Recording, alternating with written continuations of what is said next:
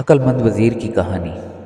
ایک بادشاہ نے رات کو گیدڑوں کی آوازیں سنی تو صبح وزیروں سے پوچھا کہ رات کو یہ گیدڑ بہت شور کر رہے تھے، کیا وجہ ہے؟ اس وقت کے وزیر عقلمند ہوتے تھے۔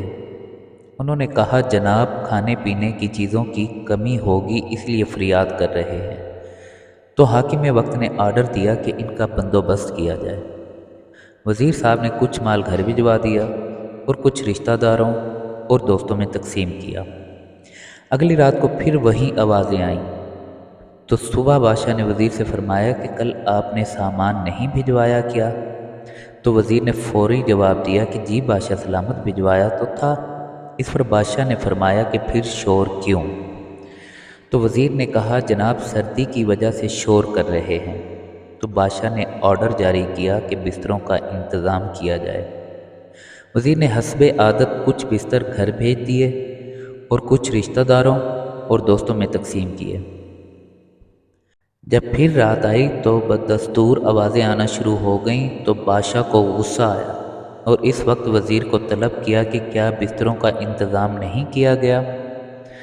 تو وزیر نے کہا، جناب، وہ سب کچھ ہو گیا ہے۔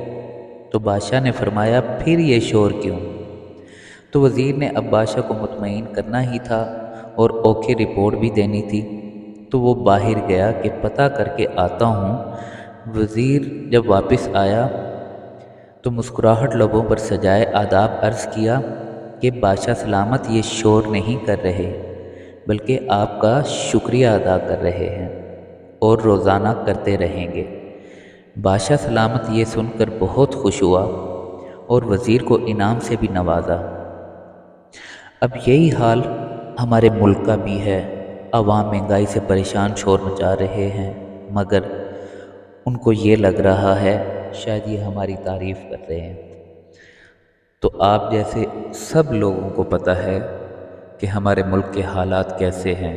مہنگائی سے عوام رو رہی ہے، ان کی چیخیں نکل رہی ہیں اور یہ سمجھ رہے ہیں ہمارے حکمران کہ یہ ہماری تعریفیں کرتے نہیں تھک رہے۔ کہانی اچھی لگے تو لائک شیئر ضرور کریں، کمنٹ کریں۔ اس طرح کی ویڈیوز میں آپ کے لیے بناتا رہوں گا۔ جیتے رہیں، ہنستے مسکراتے رہیں، دعاؤں میں یاد رکھیں۔ اللہ حافظ۔